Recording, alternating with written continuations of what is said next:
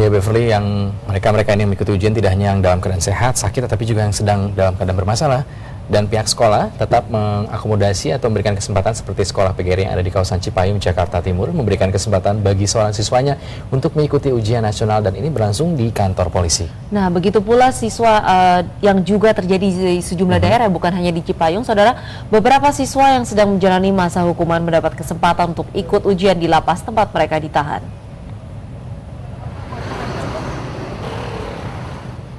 Siswa salah satu seorang PGRI di kawasan Cipayung ini tidak bisa mengikuti ujian bersama teman-teman lainnya di sekolah.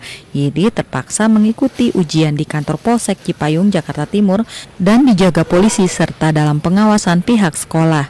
YD tampak serius mengerjakan soal-soal ujian nasional dengan mata pelajaran bahasa Indonesia dan biologi di ruang rapat Polsek Cipayung. Memang dari pihak keluarga mengajukan kepada kita ke polisi, kemudian kita tindak lanjuti untuk koordinasi dengan pihak sekolah agar pihak sekolah membuat surat kepada pihak kepolisian untuk kita fasilitasi untuk melakukan ujian sesuai dengan haknya mereka memperoleh untuk mengikuti ujian tertulis ini.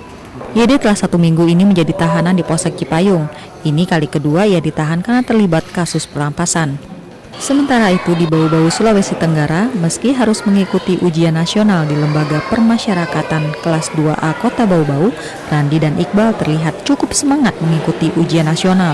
Keduanya mengerjakan soal-soal ujian nasional yang didampingi langsung oleh pihak Dinas Pendidikan dan Olahraga Kota Bau-Bau. Randi dan Iqbal merupakan tahanan terpidana dalam kasus kepemilikan senjata tajam dan penganiayaan berat.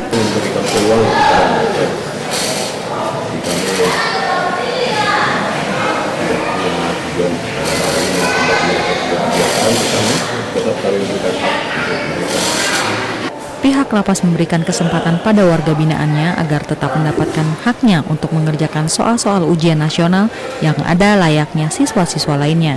Ujian nasional juga dijalani Catur Raffi Putra dan Muhammad Asrokul, siswa SMA Kosgoro, Kecamatan Kudu, Jombang, di lapas kelas 2 Jombang, Jawa Timur.